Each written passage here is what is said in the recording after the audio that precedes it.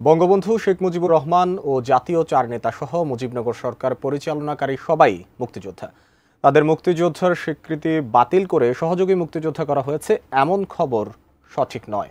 তবে ওই সরকারের বেতনভুক্ত কর্মকর্তা কর্মচারী এবং যারা সশস্ত্র যুদ্ধ না করলেও মুক্তিযুদ্ধকে সফল করতে দেশে বিদেশে বিভিন্ন কাজে যুক্ত ছিলেন, তারা সহযোগী মুক্তিযোদ্ধা হিসেবে চিহ্নিত হবেন।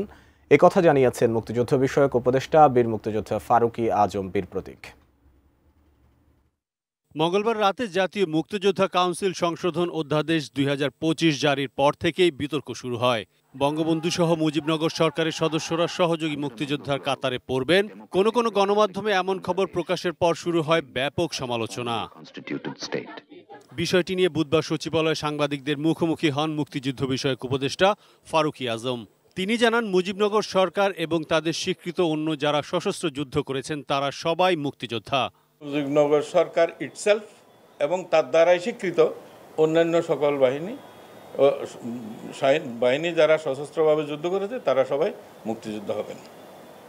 এটাই তাহলে মুজিবনগর সরকারের মধ্যে কে ছিলেন? শেখ মুজিবুর রহমান ছিলেন, সৈয়দ নজরুল ইসলাম সাহেব ছিলেন, তাজউদ্দিন সাহেব ছিলেন, মনসুর আলী সাহেব ছিলেন, কামরুজ্জামান সাহেব ছিলেন, খন্দকার মুস্তাক সাহেব ছিলেন। এরা সবাই মুক্তিযোদ্ধা।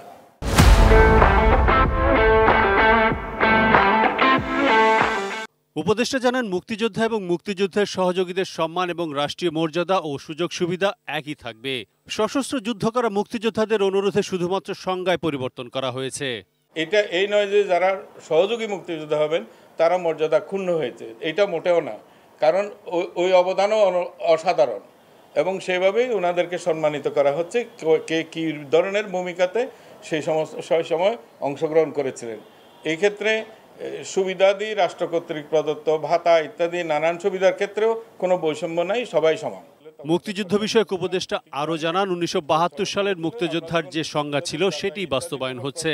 2018 ও 2022 সালে এটি পরিবর্তন করা হয়েছিল। মুক্তিযুদ্ধের সংগঠনগুলোর সাথে আমরা যখন অনেক কটা সিরিজ মিটিং করেছি এই সমস্ত সংগঠনগুলোর সাথে, তাদের সবারই দাবি এইটা শুধু আমরা নতুন করে প্রবর্তন করি নাই। এটা 72-তে ছিল, 72-এ ছিল, এই সেম এই যে সংজ্ঞাটা আমরা এখন দিলাম এইটা সেম ছিল।